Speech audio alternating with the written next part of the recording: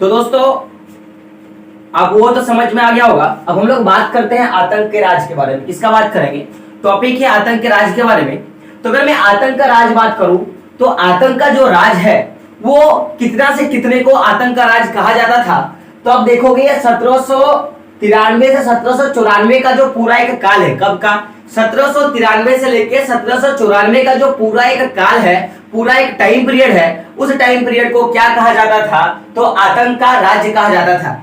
अब बात आता है सर कि आखिर ऐसा क्या घटना था जिसके कारण 1793 से लेके 1794 का जो पूरा एक टाइम पीरियड है उसको क्या बोला जाता है? उसको आतंक का राज बोला जाता है। हम लोग इस पर थोड़ा डिस्कशन करते हैं। तो इसके दो कारण थे। पहला कारण मैं बताऊंगा, दूसरा कारण भी मैं बताऊंगा। तो अगर आप बात करोगे, अगर इसका कारण का मैं बात करूं तो पहला रीजन कौन था कि इस टाइम पे यानी कि 1793 से लेके 1794 का यानी कि पूरा का पूरा जो ये एक साल का जो टाइम पीरियड है, इस समय एक व्यक्ति था जिसके नियंत्रण में ये पूरा एक साल था। और वो व्यक्ति कौन था? रॉबेस्पियर। क्या नाम था? रॉबेस्पियर। तो यानी कि रॉबेस्पियर के टाइम पर, कब का मैं बात कर रहा हूं? रॉबेस्पियर के टाइम पर, यानी कि जब रॉबेस्पियर फ्रांस में क्या था, फ्रांस का शासन कर रहा था या फ्रांस में अपनी कानून व्यवस्था चला रहा था, तो उस समय उसके काल को क्या बोला जाता था? आतंक का राज बोला जाता था। रीजन क्या है कि उस समय रॉबेस्पियर ने क्या किया था कि पूरे फ्रांस पर नियंत्रण किया था और साथ में क्या किया था कि वो लोगों को दंड देने के लिए, यानी कि लोगों को क्या करने के लिए, दंडित करने के लिए क्या किया था? अपना कुछ कुछ नीति को अपनाया था, अपना कुछ कुछ कारण अपनाया था। हम लोग वो भी देखेंगे कि क्या क्या कारण अपनाया था। तो अभी आप लोगों ने क्या देखा कि 1793 से 1794 का जो पूरा एक साल का काल है, इस साल को क्या कहा जाता है?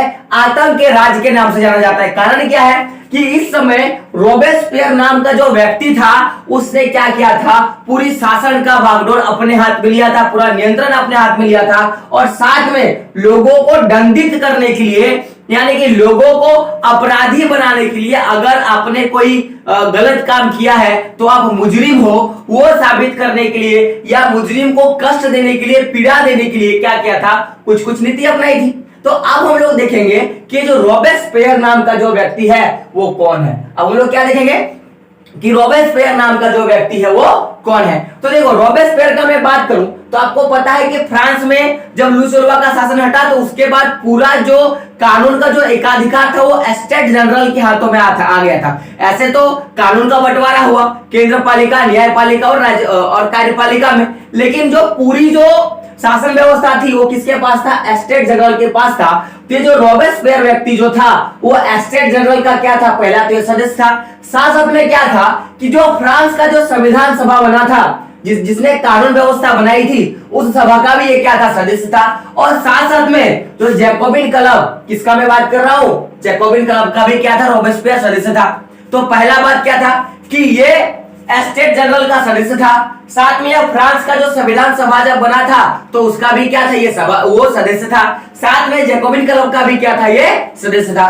तो अब बताओ, जिसके पास पावर है, यानी कि स्टेट जनरल के पास पावर है और ये खुद स्टेट जनरल का सदस्य है, तो ये कानून व्यवस्था को अपने हिसाब से ढालेगा कि नहीं? आप बोलोगे सर हाँ।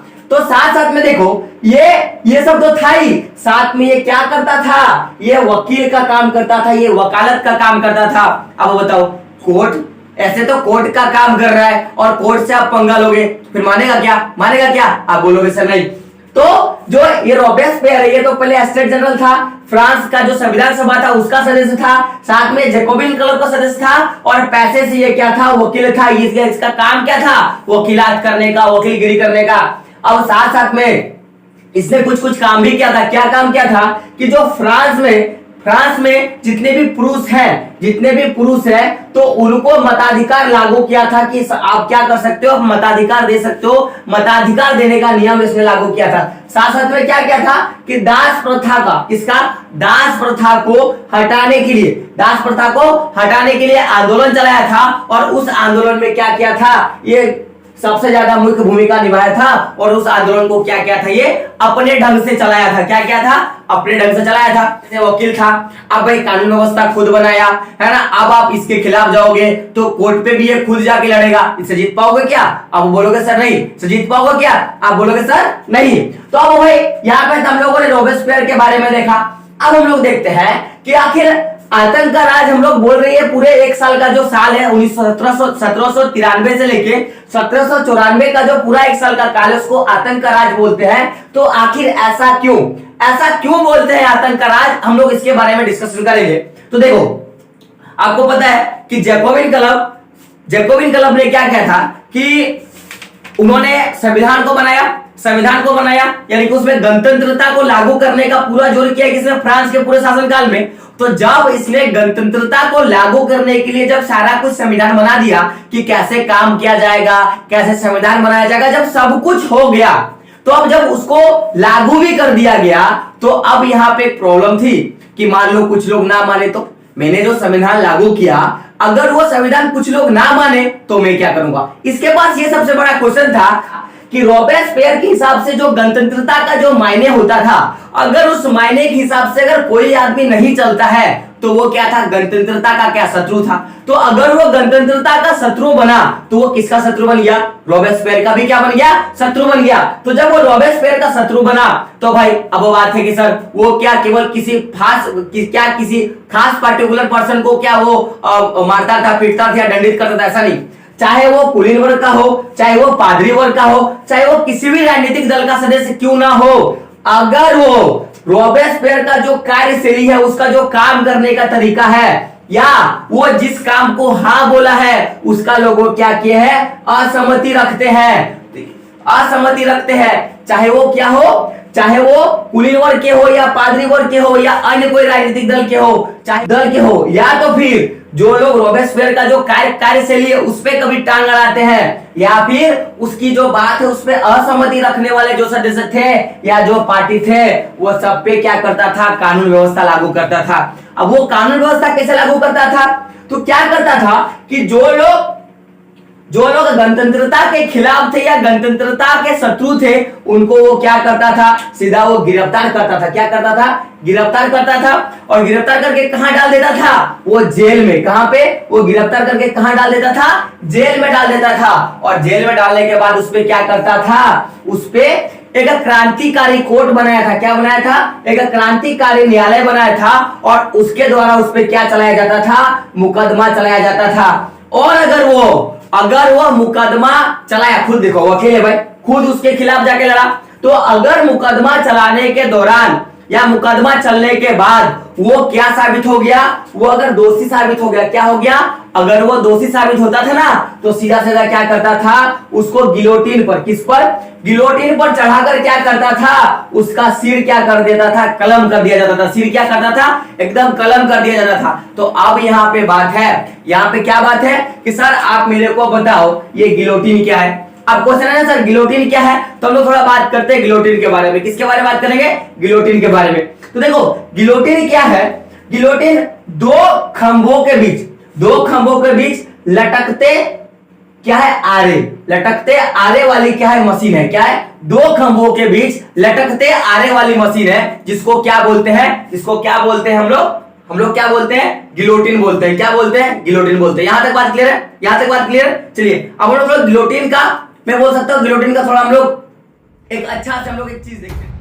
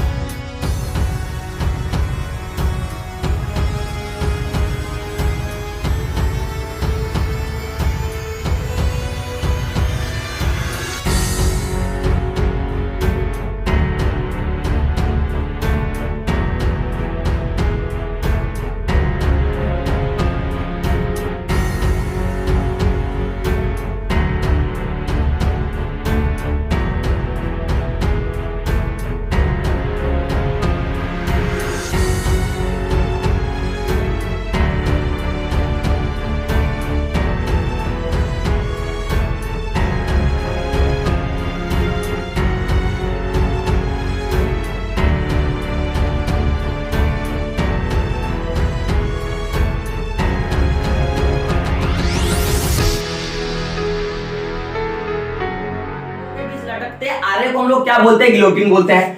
अब ये आप बताइए सर कि ये जो खतरनाक वाला जो गिलोटिन है, मैंने क्या बोला, ये जो खतरनाक वाला जो गिलोटिन है सर, इसका आविष्कार किसने किया था? क्वेश्चन क्या था कि ये जो खतरनाक वाला गिलोटिन है सर, इसका आविष्कार किसने किया था? तो मैं बात करूं गिलोटिन के आविष्कारक का, तो इसका आप नाम देख सकते हो, इसका आविष्कार किसने किया था? डॉक्टर गिलोटिन ने। किसने किया था? डॉक्टर गिलोटिन ने। और कभी आपके पास क्वेश्चन आएगा कि बताइए गिलोटिन का आविष्कार किसने किया था, तो आपको क्या बताना है कि डॉक्टर गिलोटिन ने क्या किया था? गिलोटिन का आविष्कार किया था। तो यहां तक आपको समझ में आ गया होगा कि आतंक का राज क्यों बोला जाता था, क्योंकि रॉबेस्पियर के नेतृत्व में जो लोग गणतंत्रता के खिलाफ थे, उन पर वो क्या करते थे? कड़ा व्यवहार करते थे, कड़ा दुर्व्यवहार करते थे। और कोई माने अगर आप गलत हो भाई, आपने अगर छोटा सा गलती किया या बड़ा सा गलती किया है, सीधा क्या करते थे? गिलोटिन पे लाते थे और आपका सर धड़ से अलग कर दिया जाता था। क्या कर देते थे? सीधा गर्दन से आपका अब मतलब बोल सकता गर्दन से आपका सिर क्या हो गया? अलग, यानी कि आप क्या हो गए? सीधा खत्म। क्या हो गए? आप सीधा खत्म। अब हम लोग देखते हैं कि ये तो सारा कुछ हुआ भाई। अब हम लोग देखते हैं कि जो रॉबेस्पियर था, किसका हम लोग बात करेंगे? रॉबेस्पियर का बात करेंगे। तो रॉबेस्पियर ने जनता के लिए कुछ कुछ अच्छा काम भी किया था। क्या किया था? जनता के लिए कुछ अच्छा काम भी किया था। तो हम लोग पहले देखेंगे कि रॉबेस्पियर ने रॉबेस्पियर के द्वारा जनता के प्रति क्या क्या उन्होंने कार्य किया था, हम लोग उसके बारे में थोड़ा चर्चा करते हैं। और ये बहुत बीबीआई क्वेश्चन है, आप इसको लिख लेना। और मेरे हिसाब से ये इस बार आपका आने वाला क्वेश्चन है। क्या क्वेश्चन है कि रॉबेस्पियर के द्वारा जनता के प्रति कार्य क्या क्या थे? तो देखो कुछ कुछ नियम और रूल उन्होंने बनाया था जनता के लिए। किसके लिए? जनता के लिए कुछ कुछ नियम और रूल बनाया था। तो अगर हम उस नियम और रूल का बात करें तो पहला क्या था? पहला उसने क्या नियम बनाया कि उसने एक कानून बनाया। क्या बनाया? उसने एक कानून बनाया और उस कानून के हिसाब से जो मजदूरी का पैसा है या किसी वस्तु का भी पैसा पकड़ लो, चाहे वो मजदूरी का पैसा हो या कीमत का कोई भी किसी भी वस्तु का कीमत है, उसका क्या किया? एक अधिकतम सीमा तय किया। यानी कि बोलने का मतलब है कि आप अगर किसी के पास मजदूरी करने जाते हो भाई, क्या करने? आप अगर किसी के पास मजदूरी करने जाते हो तो उसका एक फिक्स रेट, क्या? उसका एक फिक्स रेट तय किया गया कि आप उसके पास इतने पैसे में काम करोगे, सबसे हाईएस्ट पैसे में। या आप किसी वस्तु को बेचना चाहते हो तो उस वस्तु का सबसे हाईएस्ट रेट क्या हो सकता है। यानी कि उसने क्या देखा कि जो भी मजदूरों का शोषण होता है या जो भी ग्राहकों का शोषण होता है, उसको क्या किया? पहला काम करने का क्या? उसको दूर करने का काम किया। साथ में क्या किया कि जो लोग बहुत गरीब थे, जो ऐसे भी लोग हैं ना समाज में जो बहुत गरीब थे, तो ऐसे लोग जो बहुत ज्यादा गरीब थे उनके बीच गोश्त यानी कि मांस का, किसका? गोश्त का यानी मांस का, और पाव रोटी, किसका? पाव रोटी यानी कि पावरोटी का क्या किया? राशनिंग किया, यानी कि उसको बांटने का काम किया। पहला काम क्या किया कि मजदूरी का जो भी कीमत था, जिस भी वस्तु का सामान है, उसका क्या किया? अधिकतम सीमा तय किया, अधिकतम मूल्य तय किया। साथ में लोगों के बीच गोश्त और पाव रोटी का क्या किया? राशनिंग किया। और तीसरा काम ये क्या करता है कि फ्रांस में, कहां में? फ्रांस में जितने भी किसान भाई है, तो फ्रांस में जितने भी किसान भाई है और वो अगर अनाज उगाते हैं, क्या करते हैं? वो अनाज उगाते हैं, तो अनाज को उसको कहां बेचना पड़ेगा? अपना ही शहर में बेचना पड़ेगा। कहां में बेचना पड़ेगा? अपने ही शहर में बेचना पड़ेगा। और जो अनाज वो बेचेगा उसका रेट क्या होगा? वो कौन तय करेगा? सरकार तय करेगा। कौन तय करेगा? सरकार तय करेगा। और उसका जो कीमत होगा उसी कीमत पे उन लोगों को क्या करना पड़ेगा? बेचना पड़ेगा। ये एक रूल बना दिया। क्या बनाया? सीधा बनाया कि अगर आप अपने देश के हो और आप अगर किसी वस्तु का उत्पादन कर रहे हो तो वो वस्तु केवल आपको अपने ही देश में बेचना पड़ेगा। और वो आप किस रेट में बेचोगे वो कौन तय करेगा? सरकार तय करेगा। तो अब जो किसान लोग थे उनको अपने ही शहर में अपने वस्तुओं को सरकार के कीमत पे बेचने के लिए क्या होना पड़ा? मजबूर होना पड़ा। अब हम लोग चौथा अगर पॉइंट देखेंगे तो चौथा पॉइंट क्या है भाई? देखो आपको पता है सामान तो बहुत तरह के होते हैं, थोड़ा ज्यादा महंगा, थोड़ा कम महंगा। तो अब क्या कर दिया कि वो सारे सामान को बंद कर दिया गया जो जरूरत से ज्यादा क्या था? महंगा था। क्या था? जो जरूरत से ज्यादा महंगा जो सामान था उसको क्या कर दिया गया? अपने देश से उसने क्या किया? बंद कर दिया। अब सर ऐसा कौन सा सामान था? तो उसमें से एक सामान का नाम है सफेद आटा। क्या नाम था? सफेद आटा। तो अगर कोई व्यक्ति सफेद आटा बेचता है या कोई सफेद आटा इस्तेमाल करता है तो उसपे क्या करता था? यही वाला काम, सीधा गिलोटिन पे चढ़ाया और सर को क्या कर दिया गया? कलाम कर दिया गया। तो ये भी आप लोग याद रखिएगा कि जरूरत से ज्यादा जो महंगे सामान थे जैसे सफेद आटा के इस्तेमाल पर क्या कर दिया गया, उसने रोक लगा दिया। ऐसा तो भाई ऐसा क्यों कि उसने सफेद आटे का जो बिक्री था या उसके इस्तेमाल पर रोक लगाया? तो समझो मेरा बात, हम लोग खुद देखते हैं आजकल के मार्केट में जो लोग थोड़े ज्यादा पैसे वाले होते हैं, जिसका ज्यादा थोड़ा पैकेट गर्म होता है, वो क्या करता है, थोड़ा महंगा सामान खाता है। और जो थोड़ा गरीब होता है वो क्या करता है, थोड़ा कम महंगा सामान खाता है, या फिर उससे जो गरीब होता है वो उससे भी कम सामान खाता है। तो रोबेस्पियर को लगता था कि अगर देश में गणतंत्रता का भावना लाना है, समानता का भाव लाना है, तो हर चीज में बराबरी का, हर चीज में क्या होना चाहिए, बराबरी का नजरिया होना चाहिए। तो इसीलिए उसने क्या किया था, जो सफेद आटा जो चलता था उसको क्या किया, बंद किया। तो अब अगर उसने सफेद आटा को बंद किया तो कुछ तो ऐसा काम किया होगा जिससे वो बराबरी का हक दिखे। तो उसने क्या किया था कि उस समय एक समता का रोटी, क्या, एक समता का रोटी, एक समता का रोटी यानी कि समता आटे की रोटी को क्या किया था, उसने चलाया मार्केट पे और बोला कि लोगों को यही खाना होगा। अगर वो समता की आटे की रोटी नहीं खाता है तो फिर उसको क्या करेगा, गिलोटिन पे चढ़ा के मार देगा। तो सर आखिर ये समता का, हम लोगों ने तो देखा कि जो महंगा था उसको सफेद आटा था, ये समता का रोटी था। तो सर ये समता का रोटी क्या विशेष कोई चीज से बनता था क्या? तो मैं बोलूंगा हाँ भाई, वो विशेष क्या चीज था, तो वो गेहूं का एक किस्म था, किसका क्या नाम था, साबुत गेहूं। क्या नाम था, साबुत गेहूं। तो साबुत गेहूं से जो आटा बनता था, जो पाव रोटी बनता था या कोई वस्तु बनता था, उसको क्या किया, रोबेस्पियर ने चलाने का आदेश दिया कि यही वाला आटा का रोटी चलेगा। क्यों? क्योंकि इसका मतलब था ये समानता का आटा। क्यों? क्योंकि ये जो समता का जो रोटी था इसको सब क्या कर सकता था, खरीद सकता था। अमीर लोग तो ऑलरेडी खरीद लेते, गरीब लोग भी क्या करते, इसको खरीद लेते, इसीलिए इसका क्या नाम पड़ा, समता की आटे की रोटी। बात क्लियर है? अब साथ में देखते हैं कि इसने तो सर ये सब काम किया, तो क्या लोग जो अपनी समानता है यानी कि बराबरी का जो बात है, क्या उसको मानते थे क्या? तो हाँ भाई। अब देखो साथ में उसने क्या किया कि लोगों के बीच में समानता लाने की कोशिश की। कैसे?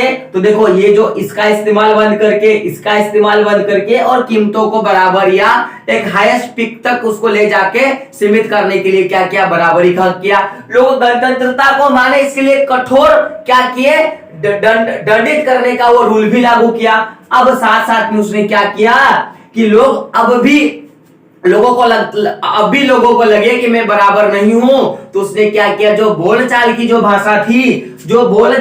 भाषा थी, उसमें लोगों को जो संबोधित करने का जो बात है, क्योंकि देखना आजकल के मार्केट में क्या होता है ना, आप लोग देखोगे कि आजकल के मार्केट में क्या होता है कि जो थोड़ा मान लो कि थोड़ा कोट पेंट पहन के आ जाए और थोड़ा वो अच्छे पोस्ट पे हो तो क्या बोलते हैं, सर सर सर बोलते हैं। और जो फटा हुआ पहने और जो गरीब हो उसको सर कभी बोलेंगे क्या?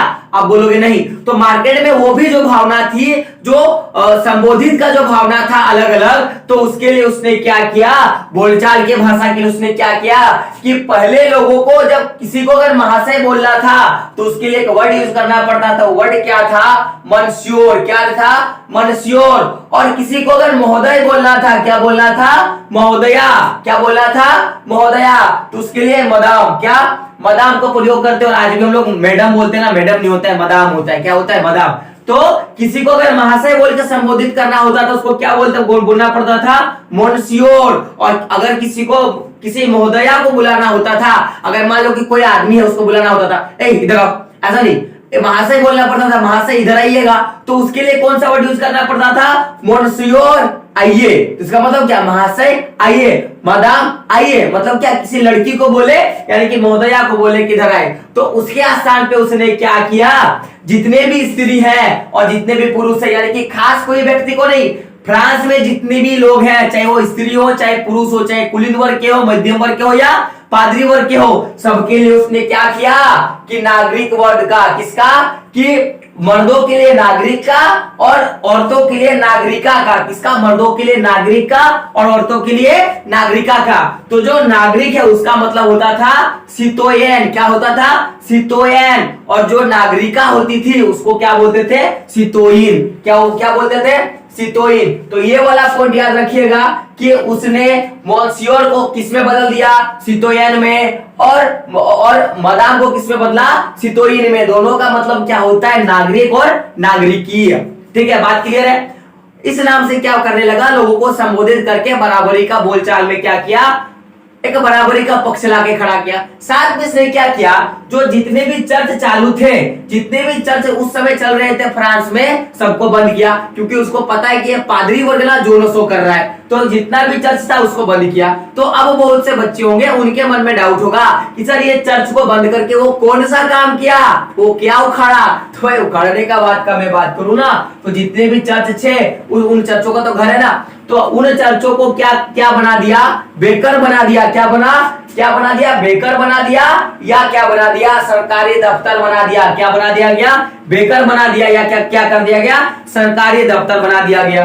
तो इसने जो इतना सारा काम किया रॉबेस्पियर ने, आप देख सकते हो सबसे पहले क्या किया कि मजदूरी और कीमतों को एक अधिकतम सीमा पे बंद किया, लोगों को फ्री में पावरोटी और गोश्त क्या राशनिंग किया। साथ में हम लोगों ने क्या देखा कि किसान जो अनाज का उत्पादन करेंगे फ्रांस में, उसको फ्रांस में ही बेचना पड़ेगा, और उसका मूल्य भी निर्धारण कौन करेगा, सरकार करेगा। साथ में हम लोगों ने क्या देखा कि जो जरूरत से ज्यादा जो कीमती जो वस्तु था उसको बंद कर दिया गया, उसमें से एक सफेद आटा था, और उसके जगह समता रोटी यानी कि साबुत के गेहूं का रोटी को क्या कर दिया गया, चलाया गया, उसका इस्तेमाल में कर दिया गया। साथ में बोलचाल में भी चेंजिंग किया गया कि जो महाशय के जगह नागरिक का वर्ड का यूज करेगा, और मदाम के जगह नागरिक का वर्ड का उपयोग करेगा। साथ में क्या क्या, चर्च को बंद कर दिया गया, और जितने भी चर्च का भवन था उसको बेकर और दफ्तर में क्या कर दिया गया, परिवर्तित कर दिया गया। तो इतना सारा जो काम किया, ये जो गिलोटिन वाला जो काम कर रहा था ना, कि सबको गिलोटिन पे चढ़ा देता था, और इतना सारा जो वो नियम लागू किया, किसके लिए,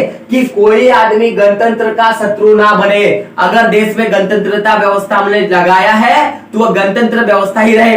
तो ये जो सारा काम किया, तो देखो होता है ना कि कभी आप सही करने के लिए जाते हो, लेकिन किसी के लिए वो क्या हो जाता है, गलत हो जाता है। हम लोगों ने पढ़ा है ना कि आप किसी संसाधन का उपयोग करते हो तो वो आपके लिए तो अच्छा होता है, लेकिन वही संसाधन किसी दूसरे के लिए क्या कर देता है, हानि कर देता है। जैसे देखो, हम आप पेड़ काट रहे हो, अब आप बहुत से बच्चे बोलेंगे सर कि सर हम लोग पेड़ तो काटते हैं उससे पेपर उड़ाने के लिए ना, तो उससे हमें तो फायदा होता है कि हम एग्जाम लिखते हैं, आपको फायदा होता है आप नंबर देते हो, तो सर उससे पेड़ पौधों को तो हानि हो रही है ना, पर्यावरण को हानि हो रही है, तो क्यों ना सर हम लोग ऐसा करते हैं ना कि हम लोग पढ़ाई लिखाई बंद कर देते हैं। अरे बाबू डिजिटलीकरण आ गया, आप लैपटॉप में भी आप पढ़ सकते हो, ठीक है, तो ऐसा कोई टेंशन नहीं, पढ़ाई करो। लेकिन हाँ, आप उसके लिए क्या कर सकते हो कि एक चीज को, जैसे आप कॉपी यूज करते हो तो उसमें एकदम खाली जगह छोड़ो नहीं, साथ में जो जैसे होता है ना कि बहुत से लोग किताबों को मैं बोल सकता हूँ किताबों को जमा करके रखते हैं, तो मान लो कि जो किताब आपके काम का नहीं है वो आपके छोटे भाई को दे दो जो पढ़ते होंगे, तो ऐसे करके हम लोग क्या कर सकते हैं, पर्यावरण को बचा सकते हैं। तो टॉपिक पे आते हैं, तो जो इतना सारा जब काम किया, आपको किसने,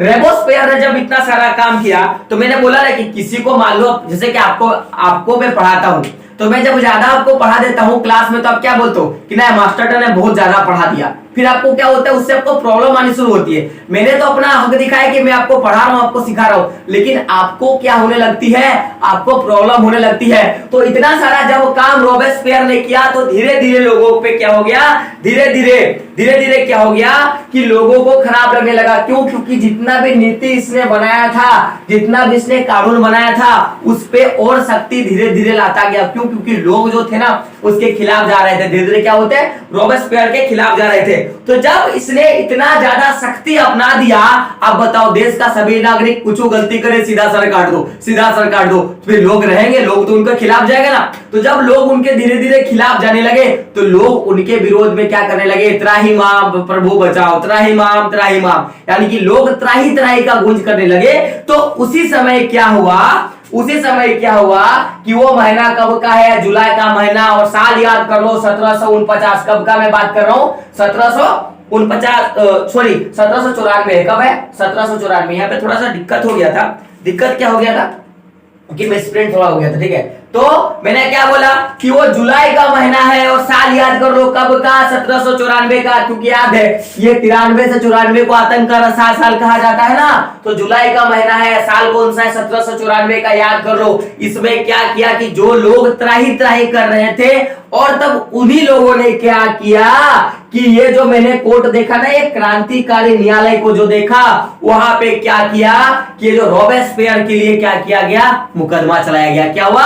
रॉबेस्पियर के लिए मुकदमा चलाया गया और अंततः रॉबेस्पियर को क्या दोषी बनाकर गिरफ्तार किया गया। और उसके अगले दिन, किसके, जुलाई 1994 के अगले दिन क्या किया, उसको फिर से गिलोटिन पे चढ़ाया और उसका सर क्या किया गया, कलाम कर दिया गया, सर को धड़ से अलग कर दिया गया।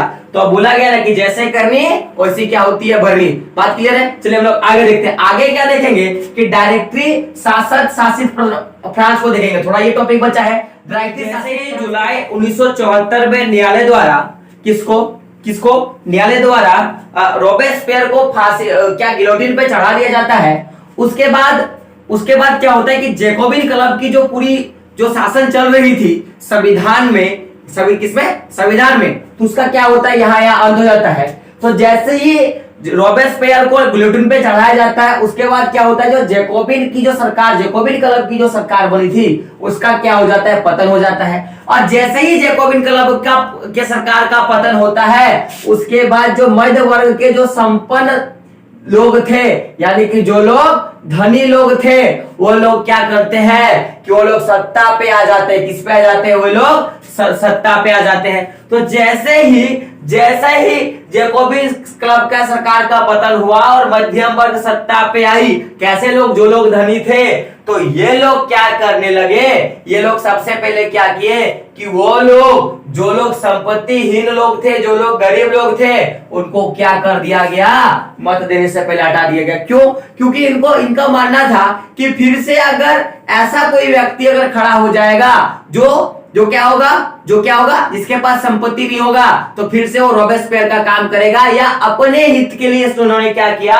कि जो लोग गरीब लोग थे उनको क्या किया, उनको मत देने से वंचित कर दिया गया। और साथ में ये काम करते, वो काम क्या करते, फिर से एक संविधान बनाते हैं और उस संविधान में बस थोड़ा सा चेंज क्या करते हैं कि पहले जो जितना भी कुछ अधिकार था वो किसके पास था, वो स्टेट जनरल के पास था। लेकिन अब क्या कर देते हैं कि जिसमें क्या करते हैं कि इसमें दो चुनी गई विधान परिषद होती है। क्या होती है? इसमें 2 विधान परिषद होती है। और इस विधान परिषद में क्या करते हैं कि उस विधान परिषद में एक 5 सदस्य वाला एक क्या चुना जाता है, कार्यपालिका चुना जाता है। पहले तो कार्यपालिका एक था, पहले कार्यपालिका कितना था, एक था। लेकिन जैसे ही नया संविधान बना और विधान परिषद का फिर से चुनाव किया गया, तो ऐसे ही क्या किया गया कि नए सदस्यों वाली 5 लोगों की एक क्या चुनी गई, कार्यपालिका चुनी गई, जिसका नाम क्या रखा गया, डायरेक्टरी। क्या रखा गया, डायरेक्टरी। तो कभी पूछेगा डायरेक्टरी क्या है, तो आपको क्या बताना है कि 5 सदस्यों वाली कार्यपालिका को क्या बोलते हैं, डायरेक्टरी बोलते हैं। क्या बोलते हैं, डायरेक्टरी बोलते हैं। किसने लगाया था, तो मध्यम वर्ग ने ये कानून व्यवस्था चलाया था। अब कभी क्वेश्चन आएगा कि डायरेक्टरी का कार्य क्या था, तो इसने क्या किया था कि जैकोबिनों ने क्या किया था कि एक व्यक्ति के पास, किसके पास, कार्यपालिका के पास और न्यायपालिका के पास, यानी कि कार्यपालिका के पास जो ज्यादा शक्ति दिया के रखा था, किसके पास, कार्यपालिका के पास। तो उस शक्ति को क्या किया है, इसने बांटने का काम किया है। किसके पास किया है, उसको हटाकर उस जो पूरी एक पावर थी किसके पास, कार्यपालिका के पास, उसको क्या किया है, बांटने का काम किया। क्यों बांटने का काम किया? क्योंकि इनको अपना फायदा ढूंढना था। तो जब इन्होंने अपने कार्यपालिका में अपने काम को बांटने का काम किया, तो उससे क्या होता था, जो डायरेक्टरी के जो सदस्य थे और किसका जो पारिषद थे, जो विधान पारिषद थे, उनके बीच में क्या होता, अक्सर आपसी क्या होता, झगड़ा होते रहता। क्या होता, आपसी झगड़ा होते रहता। तो चूंकि विधान पारिषद ने इन 5 को क्या किया था, नियुक्त किया था। किनको, डायरेक्टरी के जो 5 सदस्य थे उनको नियुक्त किया था। तो ये लोग फिर अपना जोर दिखा के क्या करते, उन कार्यपालिकाओं को क्या कर देते थे, उनको उनके पद से हटा देते थे। तो जब उनको उनके पद से हटा देते थे, तो ऐसे क्या हो जाता, आपसी बहुत ज्यादा टकराव और झगड़ा होने लगता था। तो जब ये ऐसा कुछ घटना घटने लगा, आपसी टकराव और झगड़ा जब धीरे धीरे बढ़ने लगा, तो इससे क्या हो गया, इससे सबसे बड़ा दिक्कत हुआ। क्या दिक्कत हो गया कि उससे जो राजनीतिक अस्थिरता आई, उससे फिर से एक नेता, या मैं बोल सकता हूं फिर से एक ऐसे पागल इंसान को जन्म दिया जिसका नाम क्या था, नेपोलियन बोनापार्ट। किसका? नेपोलियन बोनापार्ट को क्या किया? उदय करने का काम किया। तो आई होप आपको समझ में आ गया होगा कि डायरेक्टरी शासित क्या था और आतंक का राज क्या था, आपको समझ में आ गया होगा। नेपोलियन बोनापार्ट के बारे में हम लोग क्लास आगे पढ़ेंगे, ठीक है ना, आगे पढ़ेंगे। तो दोस्तों मिलते हैं अगले वीडियो में, ठीक है, तब तक के लिए जय हिंद जय भारत। और एक बात, अगर आप चैनल पे नए हो तो क्या करना है, चैनल को सब्सक्राइब करना है और वीडियो को क्या करना है, शेयर भी करना है। तो दोस्तों मिलते हैं अगले वीडियो में, ठीक है।